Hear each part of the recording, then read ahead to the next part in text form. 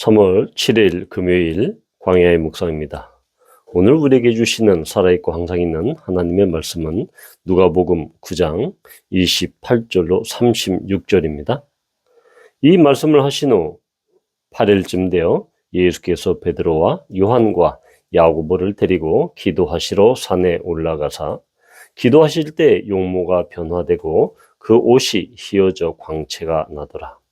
문득 두 사람이 예수와 함께 말하니 이는 모세와 엘리야라.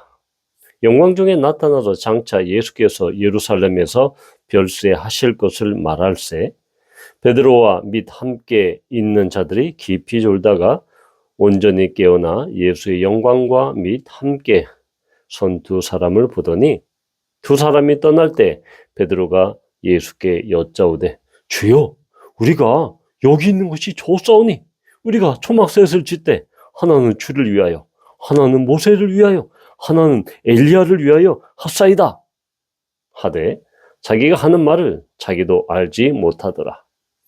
이 말 할 즈음에 구름이 와서 그들을 덮는지라. 구름 속에서 들어갈 때 그들이 무서워하더니 구름 속에서 소리가 나서 이르되 이는 나의 아들 곧 택함을 받은 자니 너희는 그의 말을 들으라 하고 소리가 그침에 오직 예수만 보이더라. 제자들이 잠잠하여 그 본 것을 무엇이든지 그때는 아무에게도 이르지 아니하니라. 오늘 이야기에서는 바로 이 예수님께서 변모하신 그 사건이 나옵니다.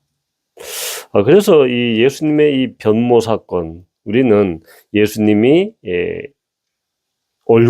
얼굴의 형태가 용모가 변화된 것을 그 장소가 이 변화산이라고 이야기합니다. 그런데 이 변화산이라고 부르는 산은 없습니다. 많은 사람들이 이 변화된 산, 그 산이 어디일까라고 추정을 하는데 어떤 사람들은 이 갈릴리 남부에 있는 이 다볼산이라고 이야기를 합니다. 왜냐하면 이 다볼산에 이 초대 교회 교부들이 이 다볼산을 이 변화산으로 이렇게 보고 그곳에 이 변화 기념교회가 세워졌습니다. 그래서 이 Church of Transfiguration이라는 이 변화 기념교회, 예수님의 다볼산에서 예수님께서 변하셨다. 이 초대교회 초기 교부들이 그렇게 추정했기 때문에 거기에 변화 기념교회가 세워진 것이죠. 또 한 추정은 바로 이 헤르몬산이죠.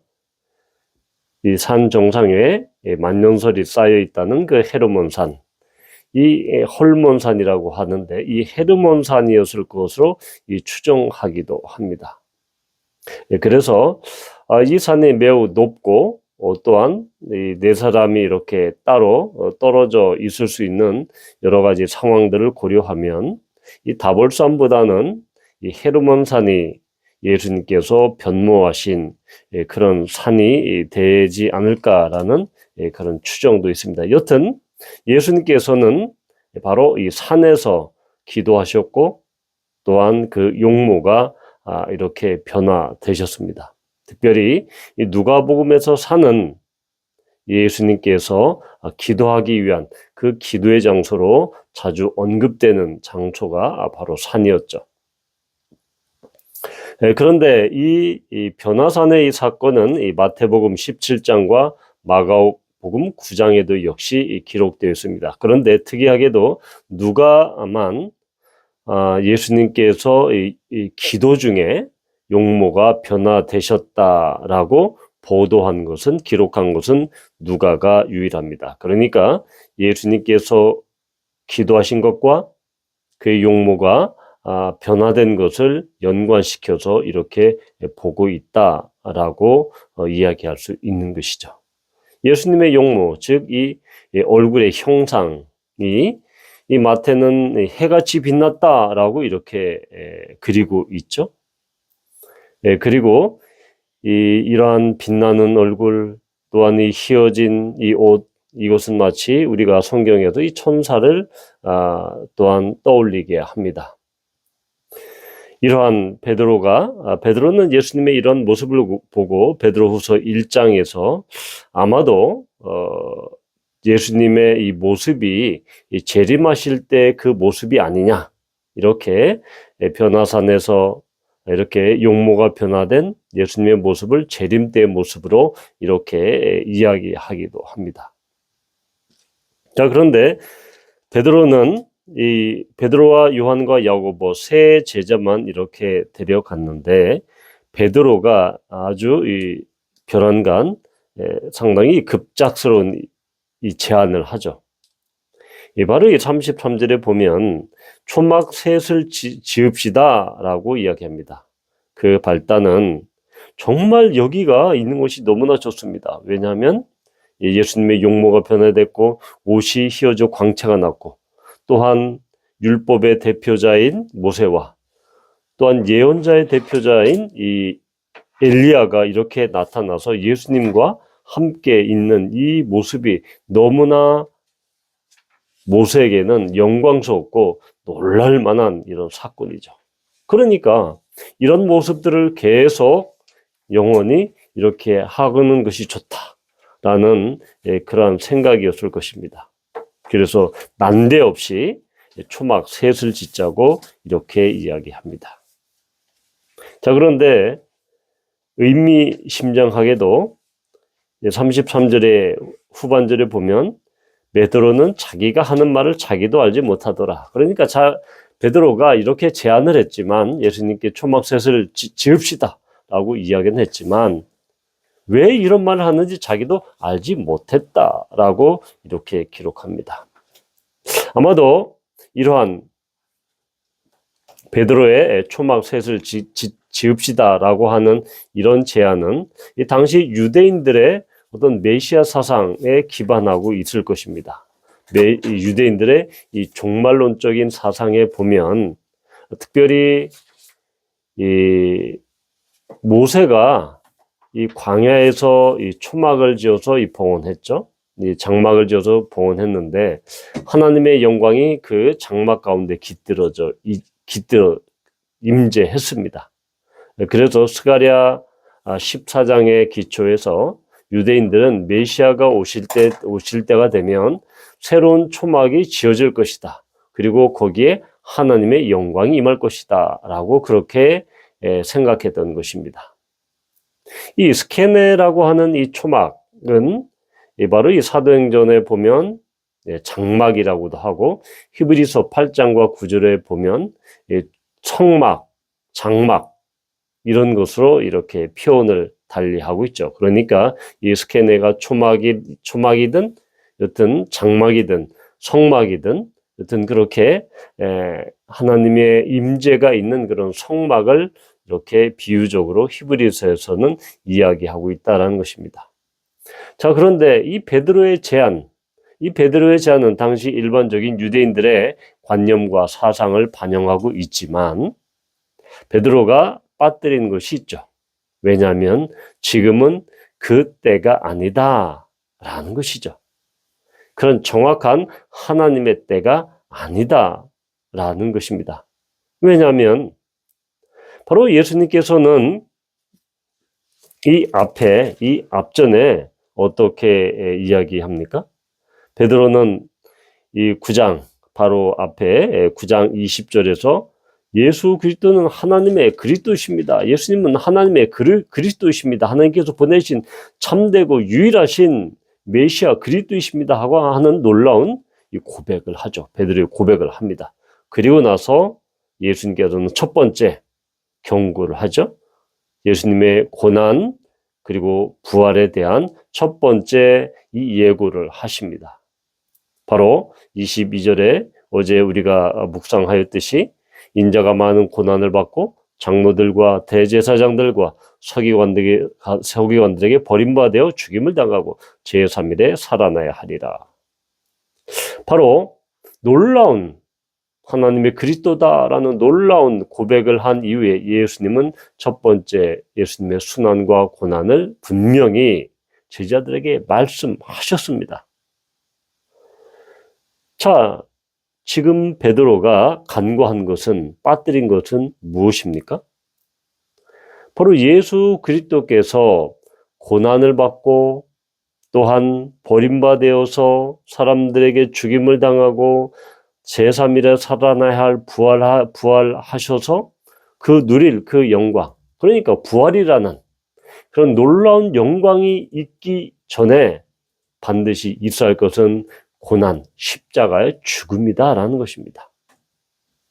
지금 그 산에서의 상황이 너무나 좋고 영광스럽고 눈에 처음 이렇게 보는 정말 엄청나게 이 놀라운 광경을 보았기 때문에 베드로는 그냥 여기가 좋사오니 이 현상을, 이 상황을 계속해서 누립시다 라고 하면서 예수님의 그 고난과 죽음을 간과하고 있습니다.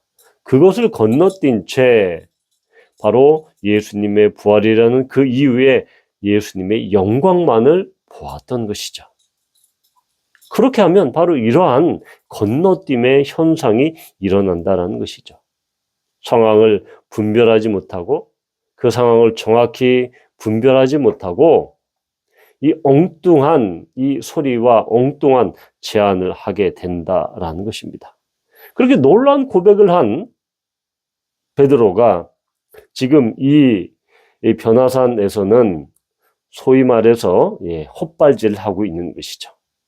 좀 엉뚱한 이야기를 하고 있는 것입니다. 시적절한 이야기가 아닌 타이밍에 맞지도 않는 이상한 얘기를 하고 있는 것입니다. 그래서 성경은 자기가 하는 말을 자기가 알지 못하더라 라고 이렇게 이야기하고 있는 것이죠. 우리는 또한 이런 베드로처럼 될 그러한 가능성이 있습니다. 우리에게 정말 우리가 목도하고 우리가 경험하고 우리에게 닥쳐온 그런 좋은 일들, 정말 영광스러운 일들, 엄청난 놀라운 일들이 일어나면 계속해서 거기에 머물고 싶고 거기에서 예수님과 함께 그곳에서 온전히 있고 싶어하는, 거기에 머물고 싶어하는 그러한 사람 생각을 하는 것이 사람들의 보통 마음입니다. 그러나 그리스도인들에게 이 고난은 필수적인 필요 불가결한 것입니다. 고난이 없이는 십자가도 없듯이 우리에게 닥친 이 고난을 통해서 바로 우리는 예수 그리스도의 그 십자가의 그 삶을, 예수 그리스도의 그 닮은 삶을, 형상을 닮아가는 것입니다. 그래서 성경은 고난은, 어려움은, 고통은 필수 불가결한 것이다 라고 이렇게 말씀하고 있는 것이죠. 따라서 우리는 정말로 이러한 베드로의 그런 영광만을 취하고자 하는 이러한 분별력 없는 그러한 제안, 또한 이러한 판별하지 못하는 이러한 영적인 둔감성이 아니라 정말 이렇게 아주 엄청난 베드로의 고백을 했음에도 불구하고 그는 이 순간에는 영적 분별력이 없어진 것이죠. 그래서 우리가 정말로 예전에 그러한 놀라운 신앙 고백과 또한 신앙과 믿음을 가졌다 하더라도 지금 우리의 삶 가운데 얼마만큼 주님에 대한 믿음을 고백하고 그리고 우리의 영적 상황을 잘 분별해서 예수님을 따라가는 그런 삶 가운데 우리가 있어야 된다는 것을 우리는 이 베드로의 엉뚱한 이 초막, 건설, 건축, 짓는 이 제안을 정말 생소한, 생경한, 엉뚱한 이 제안을 우리는 보게 된 것입니다. 바라기는 우리도 정말로 예수님의 제자로서 예수님의 그 고난과 영광에 함께 동참함으로 말미암아 우리의 신앙이 늘 주님 앞에 깊어지며 제자의 삶을 늘 살아가는 우리 모두가 되기를 축복합니다. 아멘. 하나님 아버지, 그렇습니다. 베드로는 하나님의 그리스도라는 놀라운 신앙 고백을 하고 또한 예수님으로부터 첫 번째 순환과 고난과 죽음과 부활에 대한 그 예고를 들었음에도 불구하고 베드로는 그 변화산에서의 그 영광과 황홀경에 취해서 상황을 분별하지 못하고 영적으로 분별력이 떨어졌습니다.